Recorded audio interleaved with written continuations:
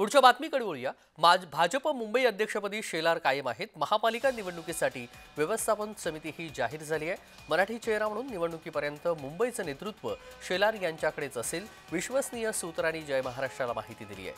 मुंबई भाजपच्या अध्यक्षपदी आशिष शेलार हे कायम राहणार आहेत। संचालन समिती पाठोपाठ व्यवस्थापन समिती ही जाहीर झाली आहे। मराठी हिंदी वाद निर्माण झाल्यानंतर मराठी आणि मराठा चेहरा म्हणून शेलार यांच्याकडेच किमान महापालिका निवडणुकीपर्यंत नेतृत्व कायम असेल, सूत्रांची याबाबत माहिती देण्यात आलेली आहे।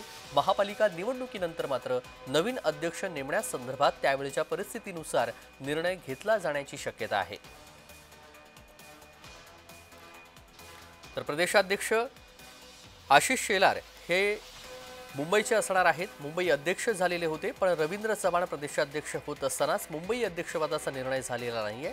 त्यामुळे भाजप मुंबई अध्यक्षपदी शेलार हेच कायम असण्याची शक्यता आहे।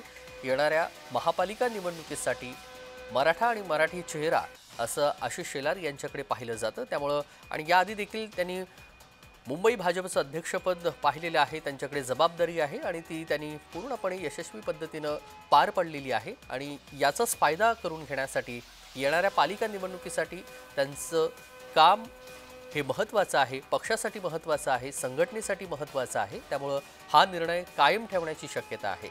मनोज दयाळकर आपले प्रतिनिधी या संदर्भातील माहिती देत आहेत। मनोज, मुंबई भाजप अध्यक्ष आशिष शेलार हेच राहतील अशी सूत्रांकडून माहिती कळतीये, काय सविस्तर तपशील आहेत आपल्याकडे?